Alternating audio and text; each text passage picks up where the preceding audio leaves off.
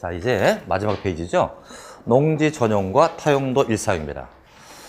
전용하고요, 타용도는 함께 비교해서 문제를 냅니다. 그래서 도표로 간단히 정리해 봤는데요.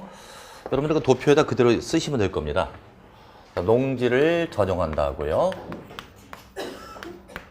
농지를 다른 용도, 타용도죠. 타용도로 일시 사용한다. 이렇게 되어 있습니다.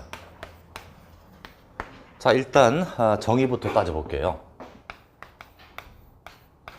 자, 전용하게 되면 바꿔치는 겁니다. 즉, 농지였던 것을 농지가 아닌 거로 바꾼다. 농지를 완전히 바꿔버리는 거죠. 이렇게 하는 이유는 목적 사업을 위해서 그런 거죠. 농지에다가 일정한 목적 사업을 하기 위해서 농지를 바꿔치는 겁니다. 따라서 전용을 하게 되면 농지로 돌아와요, 안 돌아와요? 농지를 떠난 겁니다. 더 이상 농지가 아니죠? 복구되지 않습니다. 복구되지 않으니까 복구비를 예치할까 안 할까? 돌아오지 않습니다. 만약에 돌아온다면 돌아올 때를 대비하여 이 돈을 내겠는데 돌아오지 않으니까 복구비를 예치하지 않습니다. 그죠? 그렇게 이해하시고, 그러니까 한마디로 전용하면은 집 나간 거예요. 돌아오지 않습니다. 그 밑에 이제 농지 보존 부담금이 나오죠. 자, 농지 보존 부담 밑줄 딱 치고요. 이렇게 좀 받아 적으세요. 이 돈의 뜻을 좀 불러드릴게요. 농지를 새롭게 조성하는 데 드는 비용. 농지를 새롭게 조성하는 데 드는 비용입니다. 그러니까 농지를 만들겠다는 얘기죠. 그리고 전용을 하게 되면 농지하나가 없어진 겁니다. 그럼 딴 데다 농지를 만들어서 농지를 보존시켜 줘야죠. 따라서 전용하면 돌아오지 않으니까 이 돈을 낼까 안 낼까? 당연히 내겠죠. 이 돈을 내야 됩니다. 딴 데다 농지를 또 하나 보존해 줘야 되죠. 그럼 지목 변경할 수 있다 없다를 보자고요. 자, 원칙은 농지는 전답이 아닌 지목으로 바꿀 수 없는 게 원칙이에요. 그죠? 없는 게 원칙인데 전용을 하게 되면 더 이상 농지가 아닙니다. 목적 사업을 위해서 지목을 바꿀 수 있게 해줘야죠. 지목 변경할 수가 있다고 합니다. 그래야만 목적 사업 할 수 있겠죠? 자, 그 다음에 이제 허가권자를 보자. 농지를 전용할 때는 허가를 받거나 신고를 하거나 협의를 한다고 합니다. 협의는 어떤 자일 때 협의 거친다고 그랬죠? 행정청일 때는 협의하고요. 개인일 때는 허가나 신고입니다. 경미하다면 신고하겠죠, 그죠? 그럼 되게 아까 얘기했습니다. 허가는 개고생이에요, 짭짤해요? 개짭짤이라고요? 허가는 개고생이죠, 그죠? 개고생이가 똘마냐가 있잖아요. 그런데 유일하게 농지 전용 허가는 장관이 합니다. 농림부 장관이라고 되어 있죠. 농림부 장관의 원명은 농림축산식품부입니다. 그럼 이상하죠? 왜 허가를 똘마냐가 하고 장관이 할까? 전용 허가를 만약에 시군구에게 허가권을 줬다고 쳐보세요. 그럼 관할 시군구는 내 지역에 있는 농지를 농사 지려고 해요? 자꾸 개발하려고 해요? 그럼 싹 다 전용해 시켜버린다고요. 그럼 전국의 농지는 다 훼손되고 말지요. 그래서 국가 차원에서 장관이 허가해준다. 이렇게 알아주세요. 전용은 굉장히 까다롭다는 얘기죠. 그러나 전용 신고입니다. 신고를 한다면 경미하니까 시군구에게 한다. 이렇게 알아주세요. 자, 유일무이할 겁니다. 허가를 장관에게 받아요. 농림부 장관입니다. 자, 이제 타용도 일사용입니다. 자, 이것은 농지를 다른 용도로 잠깐 쓰는 거예요. 그럼 다른 용도라면 농지에다가 간이설을 설치한다. 간이라는 건 간단히 이용하는 거죠. 농지에다 간이설을 설치한다. 그럴 때 잠깐 쓸 수 있고요. 그 다음에 농지에다 부대설을 설치한다. 부대. 농지에다가 어떤 목적 사업을 하기 위해서는 현장 사무실이나 부대설이 필요하죠. 그때 잠깐 쓰겠다 이거예요. 일시니까. 그 다음에 채굴. 논바닥을 잠깐 캐겠다는 얘기죠. 여러분 적조화 현상이라고 들어보셨나요? 적조화 현상? 강물이 막 시뻘겋게 변하는 거죠. 환경 오염 때문에 그렇습니다. 적조화를 막기 위해서 적조 방지라고 하죠. 적조를 방지하기 위해서 뭘 갖다 뿌린다? 황토. 황토는 흡착력이 있다고 그러죠. 그래서 우리 황토로 머드팩 같은 거 하잖아요. 그럼 노폐물을 빼준다고 해요. 그래서 적조화가 있는 곳에 황토를 갖다 뿌려주면 이 황토가 적조화를 다 먹어버린다는 거예요. 먹어서 밑으로 가라앉는다는 거죠. 그래서 적조를 막을 수가 있습니다. 그 황토를 어디서 캡니까? 논바닥에서. 논에서 황토를 채굴하는 거예요. 이럴 때 잠깐 쓰겠다. 그럼 간이셀의 경우는 일시 사용이니까 기간이 있단 말입니다. 기간 쓰자. 이건 7년이네. 7년이내 잠깐 썼다가 농지로 돌아옵니다. 부대이설은 목적 사업 기간. 목적 사업 기간 안에 잠깐 쓸 수가 있습니다. 부대이설은 목적 사업을 위해서 필요한 시설이니까 그 목적 사업 끝날 때까지 쓸 수 있다. 채굴의 경우는 5년 이내. 5년 이내 잠깐 썼다가 농지로 돌아올까 안 돌아올까? 자, 말 그대로 타 용도로 잠깐 쓰니까 돌아온다는 얘기예요. 농지로 복구됩니다. 복구가 되니 복구비를 예치합니다. 복구비를 예치해 두었다가 일사용한 자가 복구를 안 한다면 이 돈을 가지고 복구를 시킨다 이거죠. 자, 그러면 타용도 일사용은 돌아와요, 안 돌아와요? 돌아오니까 딴 데다 농지를 만들 필요가 있다 없다? 없지요. 이 돈을 납부하지 않습니다. 그럼 타용도 일사용한 경우에 지목 변경할 수 있을까 없을까? 없습니다. 만약에 지목을 바꿔버리면 나중에 돌아갈 때 갈 곳이 없어지겠죠. 지목 변경 못합니다. 이렇게 단순 비교하는 게 가장 좋아요. 그래서 앞으로 전용이 나오게 되면 이것은 돌아오지 않는다.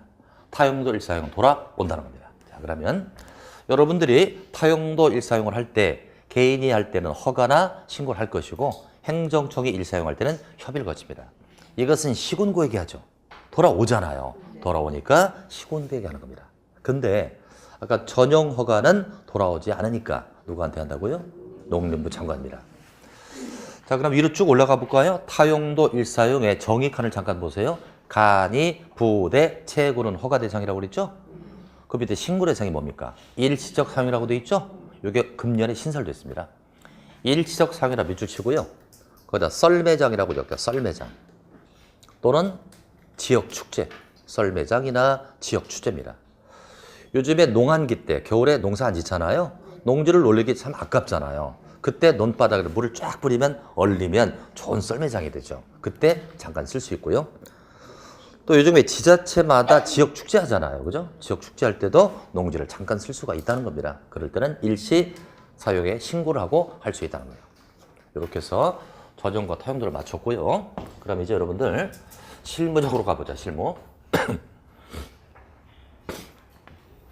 여기 농지가 있습니다.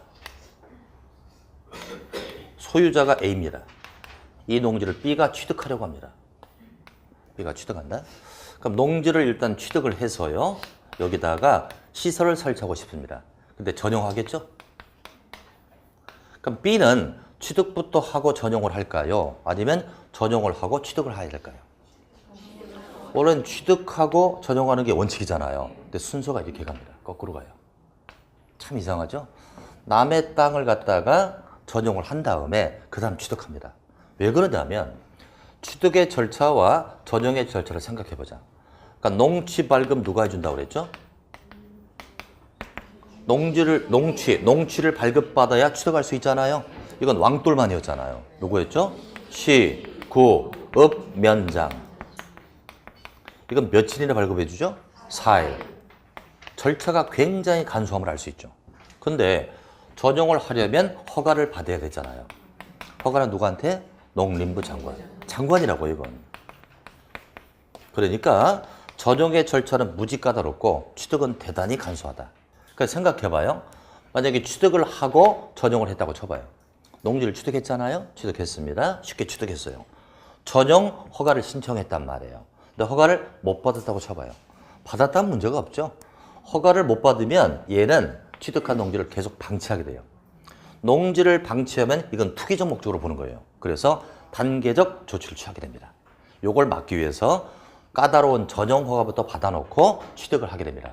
그러니까 B는 A와 이면 계약을 맺겠죠. 야, 내가 전용 허가 받아올 테니까 그때 팔어. 이렇게 이면 계약을 한 것이다. 이렇게 할 수 있죠. 자, 그럼 마지막 장에 여백 있죠, 그죠? 그다음 한 개만 정리하고 끝나겠습니다. 중요한 게 빠뜨려졌네요. 자, 거기다가 농지를 구분해 보겠습니다. 전국에 농지가 있다. 이것을 두 가지로 구분한다. 하나는 농업진흥지역, 하나는 농업진흥지역 외 이렇게 딱 나온다. 이거 들어보지 않았습니까? 농업진흥지역 들어봤죠?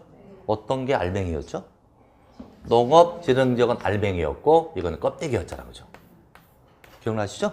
그래서 알맹이는 농림지역에 집어넣고 껍데기는 관리지역에 들어간다라고 했어요.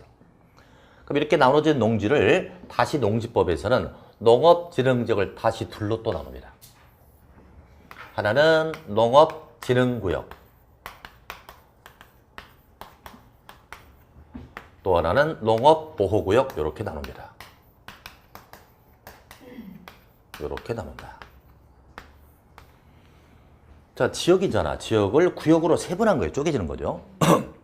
이 중에서 농업진흥지역은 알맹이 중 알맹이. 요건 덜 알맹이. 어떤 게 규제가 더 세겠습니까? 위에 게 더 세겠죠? 이게 과거에 절대농지라고 불렀던 거예요. 절대농지는 농사밖에 못 짓죠? 이것이 농업진흥구역이라고 합니다.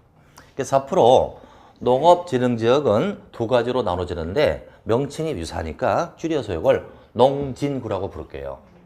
농업진흥구역을 우리끼리 농진구, 농업보호구역을 농보구 이렇게 부를게요. 요건 알맹이, 요건 덜 알맹이. 요건 다소 개발도 할 수 있을 겁니다. 이때 농업진흥구역은 농지가 집단화되어 있어요. 농지가 집단화되어 있어서 농업 목적으로 필요한 겁니다. 농업 목적 필요. 이런 농지를 농진구라고 한다.